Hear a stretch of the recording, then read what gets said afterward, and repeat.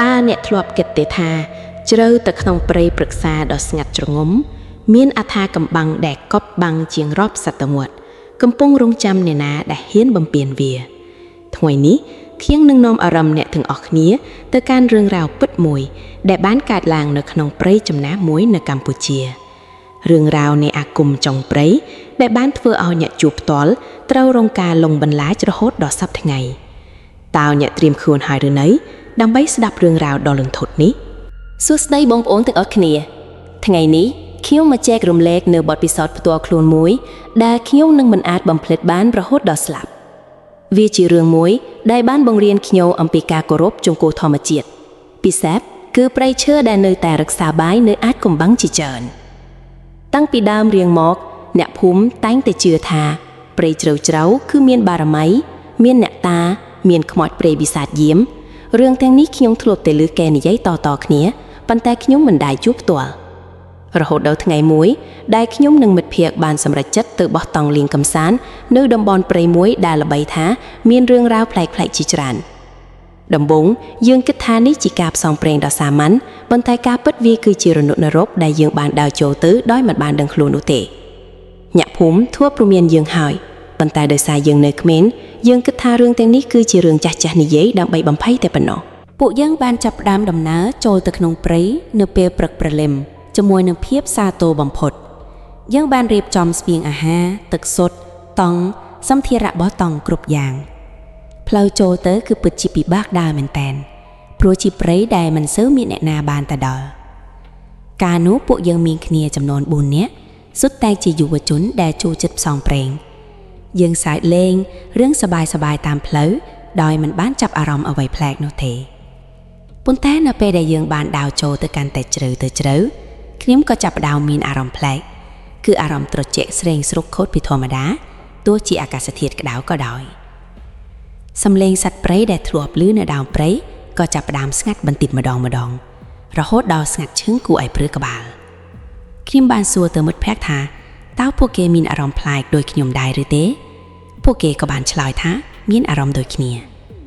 ត្រង់ចំណុចនេះហើយដែលខ្ញុំចាប់ផ្ដើមមានអារម្មណ៍មិនស្រួលក្នុងចិត្តហើយក៏នឹកឃើញដល់ពាក្យសម្ដីអ្នកភូមិដែលបានប្រាប់យើងលុះដល់ពេលល្ងាចពួកយើងក៏បានរកកន្លែងដ៏សម្រុំមួយដើម្បីបោះតង់ពួកយើងបានដុតភ្លើងបរិភោគអាហារនិងអង្គុយជជែកគ្នាប៉ុន្តែភាពសប្បាយរីករាយរបស់យើងមិនបានយូរអង្វែងនោះទេព្រោះមិនយូរប៉ុន្មានយើងក៏ចាប់ផ្ដើមឮសំឡេងប្លែកៗដែលមិនមែនជាសំឡេងសត្វព្រៃដំបូងខ្ញុំគិតថាប្រហែលជាសំឡេងខ្យល់បក់ប៉ះមេឃឈើប៉ុន្តែសំឡេងនោះកាន់តែច្បាស់ទៅដូចជាសំឡេងមនុស្សខ្សឹបខ្សៀវនៅជុំវិញតង់យើងពួកយើងទាំង4នាក់ក៏ចាប់ដើមមើលមុខគ្នាដោយទឹកមុខស្លេកស្លាំងម្នាក់ក្នុងចំណោមពួកយើងក៏បាននិយាយថាមានអ្នកណាដែរនៅជិតយើងពួកយើងបានហៅប៉ុន្តែគ្មានអ្នកណាម្នាក់ឆ្លើយតបនោះទេសំឡេងខ្សឹបខ្សៀវនោះកាន់តែខ្លាំងឡើងរហូតដល់យើងចាប់ដើមឮដូចជាសំឡេងមនុស្សយំត្រហយំដែលធ្វើឲ្យរោមខ្ជិះឡើងព្រឺសម្បូរតែម្ដងពួកយើងបានសម្ហិតចិត្តចូលទៅក្នុងតង់ហើយបិទទ្វារតង់ចិត្តល្អដោយព្យាយាមធ្វើប្រងើយកន្តើយនឹងសំឡេងនោះរាត្រីនោះជារាត្រីដ៏រន្ធត់បំផុតក្នុងជីវិតរបស់ពួកយើងនៅពេលដែលពួកយើងចូលទៅក្នុងតង់ភ្លើងគោមដែលយើងដុតក៏ចាប់ផ្ដើមរលត់បន្តិចម្ដងរហូតដល់រលត់ឈឹងអ្វីដែលកាន់តែគួរឲ្យខ្លាចនោះគឺសំឡេងនៅខាងក្រៅតង់កាន់តែខ្លាំងឡើងហើយវាហាក់ដូចជាកំពុងតែដាព័ទ្ធជាមួយតង់របស់យើងមិនតែប៉ុណ្ណោះពួកយើងក៏ចាប់ផ្ដើមឮសំឡេងកោសជាងជាងតង់ដូចជាមានអ្វីមួយកំពុងព្យាយាមចូលមកក្នុងតង់របស់យើងពួកយើងបានអោបគ្នាណែនហើយអានធរនៅក្នុងចិត្តដោយសង្ឃឹមថាវាអាចជួយយើងបានម្នាក់ក្នុងចំណោមពួកយើងបានលុកដៃទៅចាប់កាន់កាំបិតដែលយើងបានយកតាមខ្លួនត្រៀមនឹងការពារខ្លួនពួកយើងបាននៅស្ងៀមស្ងាត់មិនហ៊ានដកដង្ហើមខ្លាំងនោះទេព្រោះខ្លាចរបស់អ្វីនោះនឹងដឹងថាពួកយើងនៅខាងក្នុងសំឡេងកោសជាងតង់នោះបានបន្តប្រហែលជិត1ម៉ោងហើយបន្ទាប់មកក៏ចាប់ផ្ដើមស្ងាត់បន្តិចម្ដងលុះដល់ពេលព្រឹកព្រលឹមស្រាងពេលដែលពន្លឺព្រះអាទិត្យចាប់ផ្ដើមចាំងចូលមកក្នុងព្រៃទើបពួកយើងហ៊ានបើកតង់ជិនមកក្រៅរូបភាពដែលយើងបានឃើញបានធ្វើឲ្យយើងរន្ធត់ចិត្តជាខ្លាំងនៅជុំវិញតង់របស់យើងមានស្នាមក្រញ៉ាំធំជាច្រើនកោសជាងតង់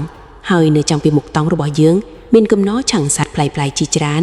ដែលត្រូវបានគេរៀបចំជាកំណរយ៉ាងមានសណ្ដាប់ធ្នាប់ ដោយជាពិធីបូជាយិនអ៊ីងចាន់ក្លាន់ឆេះឆ្អាបក៏បានใส่ភ័យពេញបរិវេណនោះធ្វើឲ្យពួកយើងចង់ក្អួតពួកយើងបានដឹងថាយើងបានជួបនឹងរឿងអាគមចង់ប្រៃពិតប្រាកដហើយដោយមិនបង្អង់យូរពួកយើងបានប្រមូលអ៊ីវ៉ាន់របស់យើងយ៉ាងលឿនដោយគ្មាននិយាយស្ដីគ្នាអ្វីទាំងអស់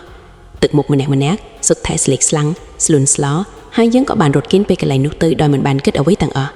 យើងមិនហ៊ានមើលក្រោយនោះទេព្រោះខ្លាចថានឹងឃើញអ្វីដែលយើងមិនចង់ឃើញពួកយើងបានរត់ចេញពីព្រៃនោះយ៉ាងលឿនបំផុតដែលមិនបានគិតដល់ភាពនឿយហត់នោះទេពួកយើងរត់រហូតទាល់តែអស់កម្លាំងរហូតទាល់តែយើងបានមកដល់ផ្លូវលំដែលចេញពីព្រៃនោះបន្តិចនៅពេលដែលយើងបានមកដល់ភូមិវិញយើងបានប្រាប់រឿងរ៉ាវដែលយើងបានជួបប្រទះទៅកាន់អ្នកភូមិបានស្ដីបន្ទោសយើងហើយប្រាប់ថាតំបន់នោះគឺជារបស់អ្នកតាដែលពួកគាត់ហាមមិនឲ្យនរណាចូលទៅជ្រៅនោះទេពួកគេបាននិយាយថាមានវិញ្ញាណក្ខន្ធនិងអាគមខ្លាំងពូកែយាមនៅទីនោះដែលអាចធ្វើបាបមនុស្សណាដែលហ៊ានបំពានចូលទៅពួកយើងពិតជាស្ដាយក្រោយខ្លាំងណាស់ដែលមិនបានស្ដាប់ពាក្យទូន្មានរបស់ពួកគាត់បន្ទាប់ពីហេតុការណ៍នោះមកពួកយើងទាំងអស់គ្នាបានជួបប្រទះនៅរឿងប្លែកៗជាច្រើនដូចជាយល់ស្បាត់ឃើញរឿងអាក្រក់ជាប្រចាំឈឺក្បាលវេលមុខហើយមានអារម្មណ៍ថាដូចមានអ្វីមួយតាមជាប់យើងរហូតមកដល់ពេលនេះខ្ញុំនៅតែមិនអាចបំភ្លេចបាននៅរឿងរ៉ាវដ៏រន្ធត់កាលពីថ្ងៃនោះខ្ញុំនៅតែមានអារម្មណ៍ភ័យខ្លាចនៅពេលដែលនឹកឃើញដល់សំឡេងខ្សឹបសៀវនិងស្នាមក្រញាំដែលយើងបានឃើញនៅជុំវិញតង់រឿងនេះបានបង្រៀនខ្ញុំនៅមេរៀនដ៏សំខាន់មួយគឺយើងមិនគួរបំពានទៅលើទីកន្លែងដែលយើងមិនស្គាល់ឲ្យសោះជាពិសេសគឺព្រៃព្រុកសាដែលជាជម្រករបស់សត្វព្រៃនិងជាកន្លែងដែលពោរពេញទៅដោយអថាកំបាំងដែលយើងមិនអាចចូលបានពេលខ្លះរឿងដែលយើងគិតថាគ្រាន់តែជារឿងព្រេងនិទានអាចជារឿងពិតដែលកំពុងលាក់ខ្លួននៅកន្លែងណាមួយដែលរងចាំតែអ្នកហ៊ានទៅប្រឈមមុខជាមួយប៉ុណ្ណោះបើទោះបីជាពេលវេលាបានកន្លងផុតទៅជាច្រើនឆ្នាំហើយក៏ដោយអារម្មណ៍ភ័យខ្លាចនោះនៅតែដក់ជាប់នៅក្នុងចិត្តខ្ញុំរហូតមកដល់បច្ចុប្បន្នខ្ញុំជឿថាអាគមចង់ព្រៃនោះពិតជាមានមែនហើយវាបានបន្សល់ទុកនូវស្លាកស្នាមនៅក្នុងជីវិតរបស់ខ្ញុំរហូតដូច្នេះហើយបងប្អូនទាំងអស់គ្នា